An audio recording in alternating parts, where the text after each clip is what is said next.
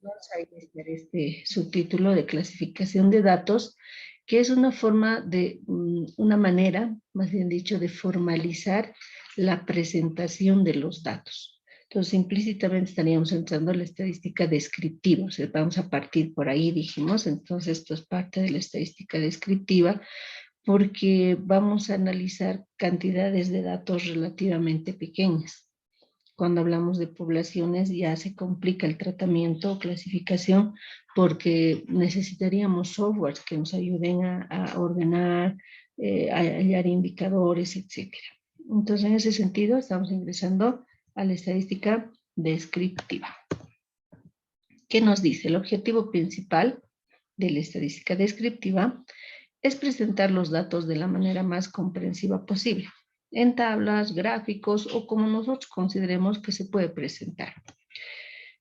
Para eso necesitamos aprender a identificar qué tipo de datos tengo en cada problema que se plantee o enunciado. Entonces, existen más o menos 3 tipos de datos. Los simples, que son fáciles de reconocer, es una cantidad pequeña de datos, la cual normalmente tiene poca repetición, o sea, entre datos no se repiten mucho, etcétera. Pero la característica principal es que es un conjunto reducido de datos. Otro grupo serían los datos con mucha frecuencia. Serán aquellos donde los valores se repitan mucho.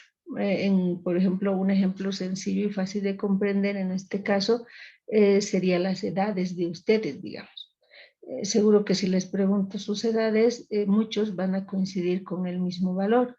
Entonces son datos que se van repitiendo muchas veces. Y la tercera, con poca frecuencia, pero varios. O sea, podemos tener un conjunto de datos que no tienen mucha repetición, pero son muchos, ¿no? Entonces vamos cambiando, ¿no? Estos eran poquitos, sin repetición, estos con mucha repetición, y estos otros con poca frecuencia, pero muchos. Entonces, eso me ayuda mucho a ver cuál es la forma de clasificar de mejor manera mis datos. Entonces, si me dan datos simples, no me voy a complicar realizando tratamiento como si estos tuvieran mucha frecuencia. Si me dan datos, muchos datos y sin frecuencia, no voy a aplicar un tratamiento simple y hacer cálculos en una sola columna para aquellos datos como si fueran simples. ¿Entienden? Entonces, la idea es que en cuanto veamos el conjunto de datos, nosotros podamos pensar si son simples, con mucha frecuencia, con poca frecuencia, y darle el tratamiento correspondiente. Entonces, no me va a decir el enunciado, clasifique tal cosa, etcétera, ¿no? Entonces, para eso necesitamos. Bueno, los datos simples.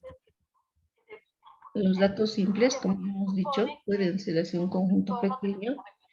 Tenemos 2, 4, 6, 7 elementos y con ellos decíamos, ¿cómo reconocemos un conjunto de datos simples? Cuando es un conjunto chiquito y bueno, aquí no puedo hacer mucho, no puedo poner este conjunto en una tabla, querer hacer demasiado. Entonces, si me dicen, muéstreme estos datos de alguna manera representado en un gráfico, una tabla, lo más recomendable es un gráfico a lo mejor. Y lo que se me ocurre, hay varios, ¿no?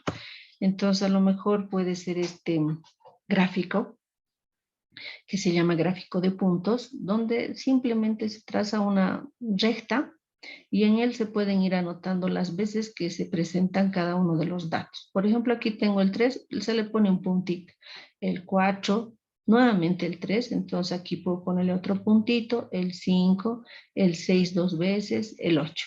¿No? El 7 no tiene, no importa, este valor es referencial, mientras no tenga un puntito, no es que esté adicionando un valor, sino es referencial simplemente.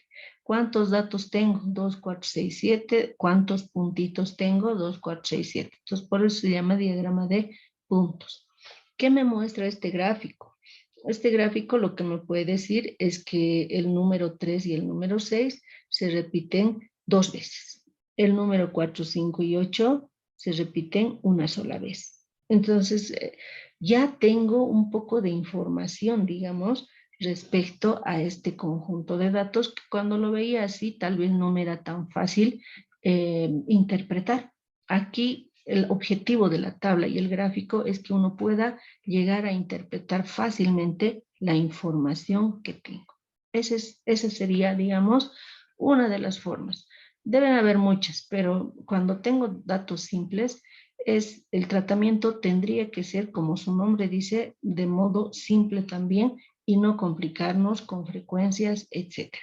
Cuando entremos a las medidas estadísticas, vamos a volver a catalogar esto y ver cómo se calculan y si existe alguna variación de modo que siempre tengamos formas más sencillas de calcular. Bueno, entonces las simples serían esas. El segundo grupo, que se denomina la distribución de frecuencias o con frecuencias, ya habíamos anticipado que se trata de aquellas donde existen muchos datos similares. Entonces, en esos casos, tengo que tener la habilidad de ver el conjunto y definir, estos se pueden clasificar por una distribución de frecuencias y verifico todo eso. Entonces, eso me está diciendo la teoría. Al valor que se repite varias veces se denomina frecuencia absoluta y se denota con una F minúscula. Es el número de repeticiones de cada dato. Entonces seguro voy a anotar un representante, cuento cuántas veces se repite y en la columna F anotaré esa cantidad de repeticiones. Puede repetirse 3 veces, 5 veces, 10 veces. Si es una también le pondré, ¿no? Pero normalmente esta distribución sirve para aquellas donde hay muchas repeticiones. Entonces la frecuencia absoluta es una nueva variable que ya va ingresando dentro de nuestras definiciones. Ejemplo, una empresa que tiene 50 trabajadores se propone reestructurar las remuneraciones. Se estudia los años de servicio de los trabajadores determinándose los siguientes resultados. Los datos son estos. A veces cuando leemos un enunciado, por hacer rápido el ejercicio, etcétera, no tomamos interés en lo que dice el enunciado. Nos enfocamos en los datos y empezamos a hacer el tratamiento del mismo y cuando nos preguntan algo respecto a él, no sabemos qué responder. Entonces aquí lo que tenemos que tener claro para hacer una clasificación es interpretar lo que ya sabemos. Ejemplo, una empresa que tiene 50 trabajadores. Este 50, ¿qué variable será? ¿Será la población? ¿Será la muestra? Entonces son cosas que tengo que ir definiendo paso a paso. Probablemente alguien diga que sea la población, entonces va a ser N. Alguien puede definir que sea la muestra, entonces va a ser también N, pero minúscula. Entonces, de esa manera podemos nosotros ir ya identificando las variables. Se preguntarán, ¿cuál es? Puede que sea la población o la muestra.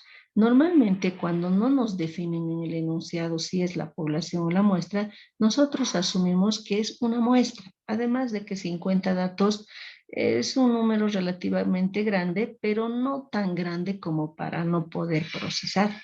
Entonces, en ese sentido, la teoría dice que si no nos mencionan que es población o muestra, asumimos que es una muestra. Pero la teoría es tan amplia que algunos textos manejan la población. Entonces, no hay mucha diferencia entre estos dos para análisis de este tipo.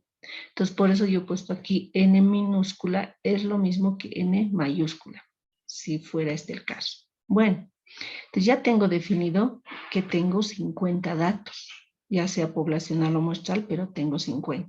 Veamos, 2, 4, 6, 8, 10, 20, 30, 40, 50. Estos 50 están representados aquí, pero ¿qué es esto? ¿No? Entonces ahí ya tengo otra cuestionante. Tiene 50 trabajadores, no es cada uno de los trabajadores estos, sino, dice, se propone reestructurar las remuneraciones. ¿Qué es remuneración? Sueldos, lo que va a percibir por trabajar. Se estudia, aquí está la variable que buscábamos, ¿no? ¿Cuál es la variable, tipo de variable que vamos a analizar? Se estudia los años de servicio de los trabajadores. Entonces, aquí me está diciendo lo que representa cada uno de estos datos, los años de servicio de los trabajadores. O sea que Hay un trabajador que ha trabajado 4 años. Hay otro trabajador que ha trabajado 5, otro 4 también, otro 7 y así. Entonces ya sé qué cosa representa cada dato que me están mostrando. Eso es por si me preguntan algo respecto a ellos. Y entonces ahí es donde no sé cómo interpretar. Si ya conozco la información que me han dado, entonces seguro que en cualquier momento podré contestar cualquier cosa referida a ellos. Para saber si aplica una distribución de frecuencias, ¿qué cosa tenía que ver? Que si estos valores se repiten. Veamos, aquí tengo el 4, aquí otro 4, aquí otro 4, entonces como que sí, el 4 me sirve porque se repite. El 5 también se repite. El 7 ya veo que tengo varios 7. El 9 también. El 8 también. El 6, aquí tengo otros 6. O sea que más o menos el rango de valores que tengo van de 4 a 9. Tengo el 4, tengo el 5, tengo el 6, tengo el 7, tengo el 8, tengo el 9. No tengo 3, verifico no, entonces mi rango no es desde el 3, va desde el 4 hasta el 9. Tengo el 10, tampoco. Entonces ya más o menos tengo definido el rango de valores y en función a ellos puedo crear la columna de la frecuencia absoluta y saber cuántas veces se repite. Esa es la tarea de crear una tabla de distribución de frecuencia. Veamos. Entonces se pide tabular la información. ¿Qué quiere decir tabular? Ponerla en una tabla. Aquí están los datos que teníamos y veamos. Aquí está. Años de servicio, ¿no? Es la variable X. O sea, cada uno de los cuadritos que tenemos aquí denota los años de servicio de los 50 trabajadores. Entonces, esa es la variable X. Nuestro rango de la X iba de 4 hasta 9. Aquí están 4, 5, 6, 7, 8 y 9. Y ahora creamos la columna del número de trabajadores que cumplen esta cantidad de años de servicio. A eso hemos denominado la frecuencia, cuántas veces se repite cada dato.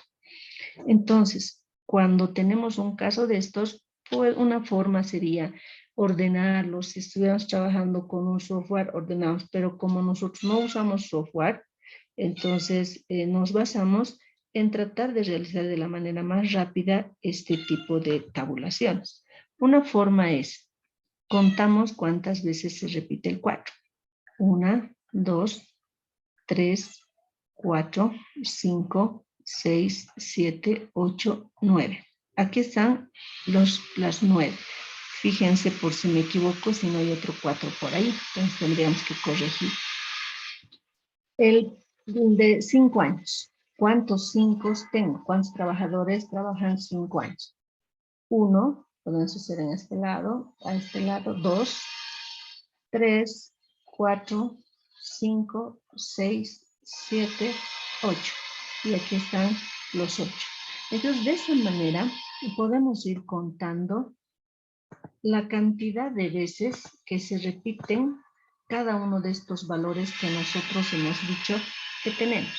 Los podemos ir marcando con colores, con formas, etcétera, cosa de que no nos falte ni nos sobre información. Ustedes pueden verificar esto rápidamente y me dicen si es correcto.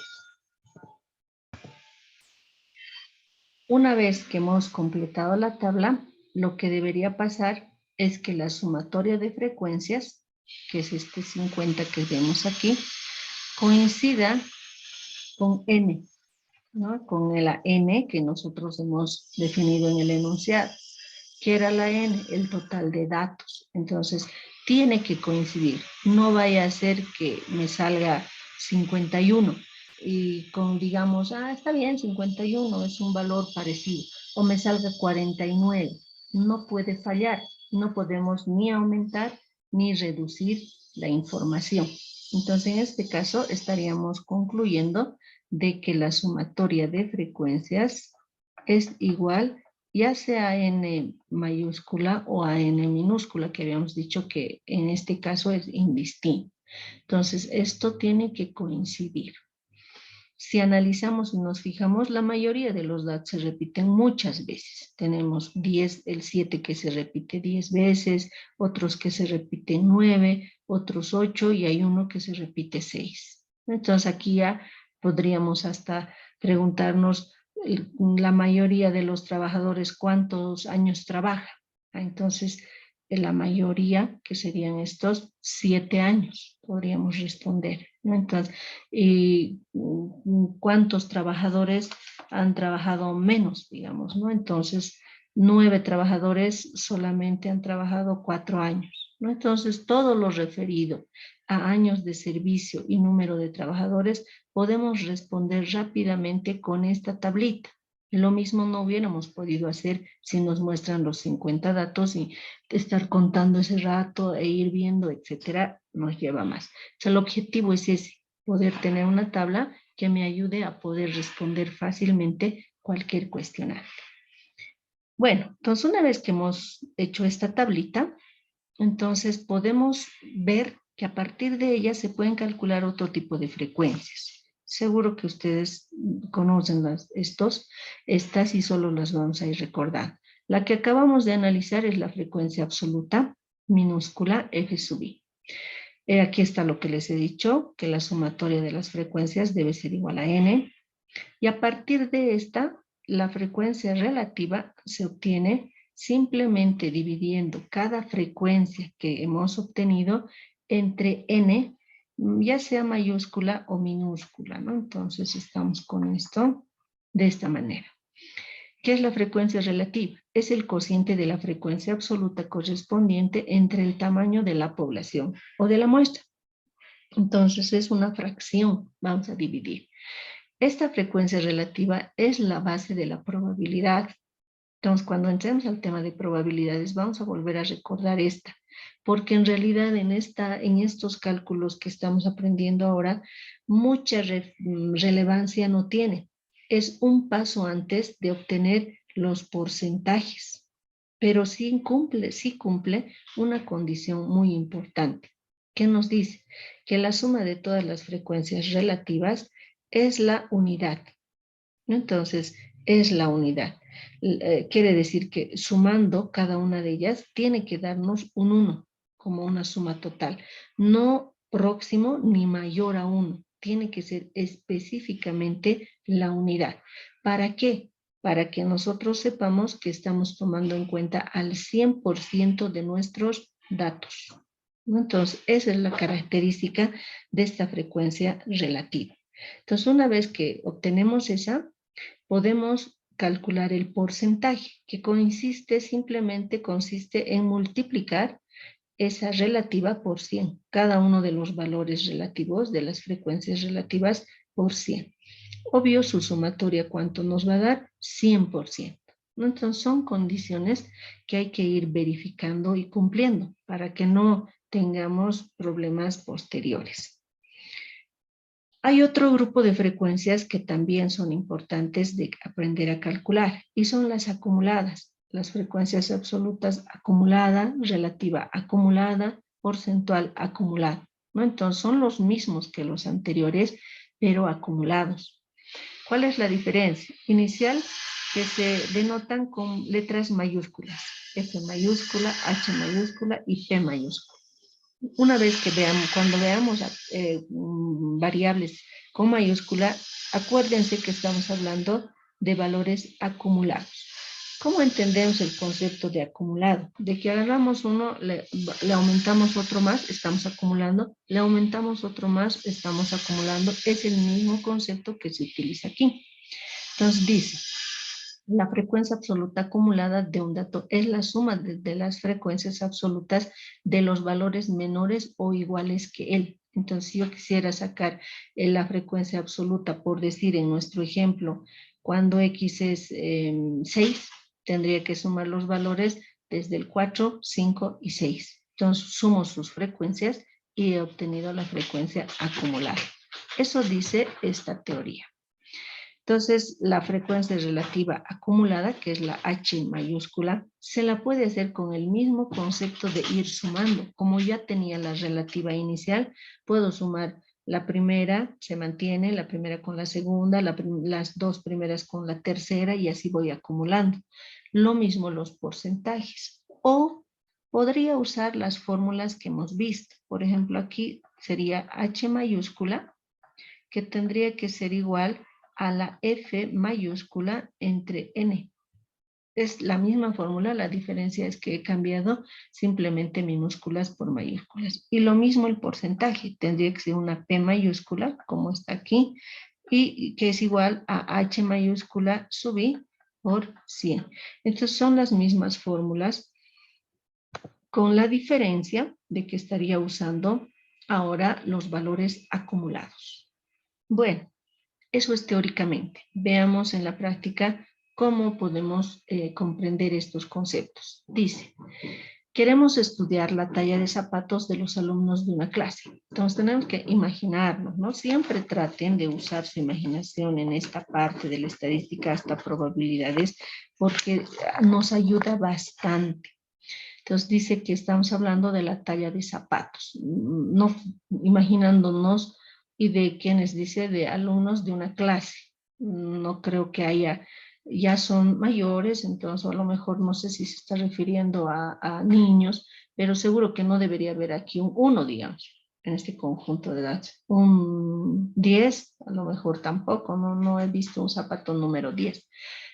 Nuestra forma de numeración creo que parte de 34, 30, digamos, en el más bajo y hasta 45. Quiero pensar que puede pasar, pero entonces más o menos ese sería el rango. Si analizamos, si estamos dentro de ese rango, aquí tenemos un 38, 40, 35, 39, ¿no? Entonces creo que se está refiriendo a eso. Es un análisis que se puede hacer para más o menos tener idea del ejercicio que estamos haciendo. ¿Qué nos pide? Obtenemos los siguientes datos. Ahí está. Realizar el estudio de frecuencias. Entonces, aquí sí es puntual cuando me dice frecuencias, entonces puedo verificar el 38 si se está repitiendo, el 40, el 41 solo 2 veces, pero aún así se repite. Con que una mayoría se repita, podemos asumir que es un estudio de frecuencias. Entonces, ¿qué hay que hacer? La tablita. Entonces, en la tablita nosotros vamos a crear la X y la F. ¿Qué representará la X y qué representará la F? Entonces, en función a eso, creamos nuestra tabla y ya tenemos dicha clasificación.